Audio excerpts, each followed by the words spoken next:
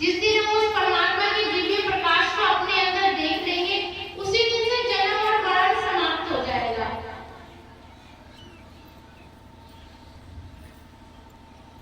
हम जो भी जीव मरता है, हम सब कह देते हैं कि मरते समय सुना दी गीता, मर जाने पे कहते राम, इतनी सरल होती मुक्ति तो सब पा जाते ईश्वर धाम। कि मरते समय हम सब कहते हैं कि इसको गीता का पाठ सुनाओ, जब मर जाता है तो हम राम राम सत्य कहते हैं। तो सुनने में बड़ा अच्छा लगता है कि मरते समय सुना दी गीता, मर जाने पे कहते राम, इतनी सरल होती मुक्ति तो सब पा जाते ईश्वर धाम। यदि हमारे जीव की इतनी सरल मुक्ति होती तो जो भी व्यक्ति मर रहा है, हम सब बड़े इंटेलिजेंट है, सबको गीता का पाठ सुनाए, सब मर जाते हैं तो हम राम राम सत्य कह देते हैं, तो सबकी मुक्ति हो जाती। तो बड़ी सरल मुक्ति है। फिर जीवन में भजन अभ्यास 2.5 घंटे का समय क्यों दें? क्यों सत्संगों का, क्या नियमों का पालन करें? क्यों आराम से रहे? मर जाने पे गीता सुना देंगे, बाद में राम राम सत्य कह देंगे, बस मुक्ति हो। क्या इतनी सरल हमारे इस जीवन की मुक्ति है? नहीं। आप जीवन में कहते हैं कि जो व्यक्ति पूरे जीवन में करता है, हमारे घर में बच्चे ने जन्म लिया, बच्चा बड़ा हो रहा है, परिवार कैसा है? यदि परिवार में माँ बाप गाली देंगे तो ऑटोमेटिकली बच्चा गाली देगा। आप नोटिस टाइम अपने परिवार में करना। कहते बेटी माँ पे जाती है, बेटा बाप पे जाता है, और जाएगा क्यों ना? वही अंश है, वो तो नेचुरल है। साइंस भी कहती है कि माँ बाप के गुण अपने अगर माँ बाप में से किसी को शुगर है तो नेचुरल है कि बच्चे को शुगर होने के चांस है, यदि वो नियमों का पालन करे। जेनेटिक है ये। तो कहते हैं कि जो भी गुण माँ बाप में होते हैं वो बच्चों में जरूर आते हैं। तो यहाँ आध्यात्मिक दृष्टि से बता रहे हैं, जो भी आपके अंदर गुण होंगे, यदि आप सुबह उठ करके अपने माता पिता के पैर छूते हैं या जो भी संस्कार आप में होंगे, तो आपको अपने बच्चों को सिखाने की जरूरत नहीं है, वो स्वयं सीखेंगे। बच्चा बड़ी कॉपी करता है, जैसा आप करेंगे वैसे ही बच्चे करते आएंगे। आप यदि माँ बाप के पैर छू रहे हैं तो बच्चे ऑटोमेटिकली आपके भी छूएंगे, दादा दादी के भी छूएंगे। आप यदि अपने परिवार में अच्छी तरह से सबसे बात करते हो, किसी को गाली नहीं देते हो, तो कहते हैं कि बच्चे की पहली पाठशाला क्या है? पढ़ने की पाठशाला तो वो बाद में जाता है, मगर पहली पाठशाला उसका अपना घर, अपना परिवार है। आप सोचते हो कि आपका बच्चा अच्छा बने, गाली ना दे, आप अच्छी तरह से व्यवहार करें, तो पहली पाठशाला आप स्वयं हो। आप घर में गाली नहीं दोगे, आप दूसरों से अच्छी तरह से बोल रहे हो, आप गुस्सा नहीं कर रहे, तो पहली पाठशाला उसका घर है, तो वो घर से पहले ही सीखता है। हम कह देते हैं कि बच्चे ने स्कूल में गाली देना बहुत सीखा है, क्योंकि बहुत जने देते हैं, मगर वो ये नहीं जानते कि पहली पाठशाला वो हमारा घर है।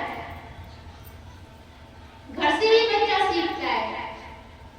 तो आप यदि घर उसका सत्संगी है, पारिवारिक सत्संग, उसका परिवार सत्संग में जाता है, तो बच्चा भी सत्संग में, जब हम घर परिवार में सत्संग की बातें करेंगे, गुरु की बातें करेंगे, तो बच्चा भी वैसा ही करेगा, क्योंकि पहली पाठशाला घर बताई गई है। पढ़ने की शिक्षा तो वो बाहर जा करके लेगा, मगर आध्यात्मिकता की शिक्षा वो स्वयं अपने घर से लेगा। तो जब हमारा सत्संगी परिवार होगा, हम अच्छी तरह से व्यवहार करेंगे, सत्संग की बातें करेंगे।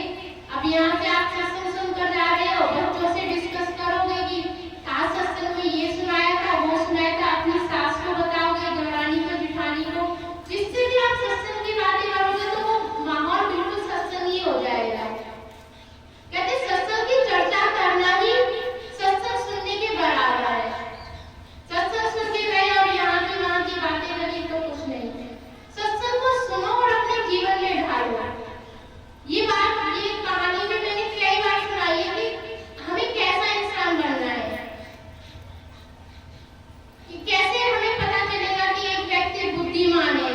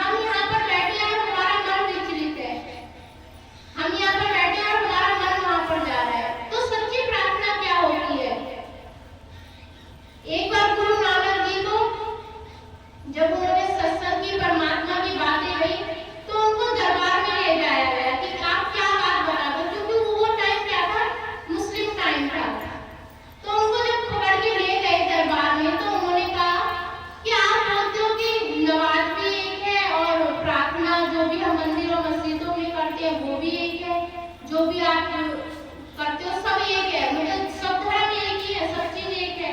तो आप हमारे साथ नमाज पढ़ोगे?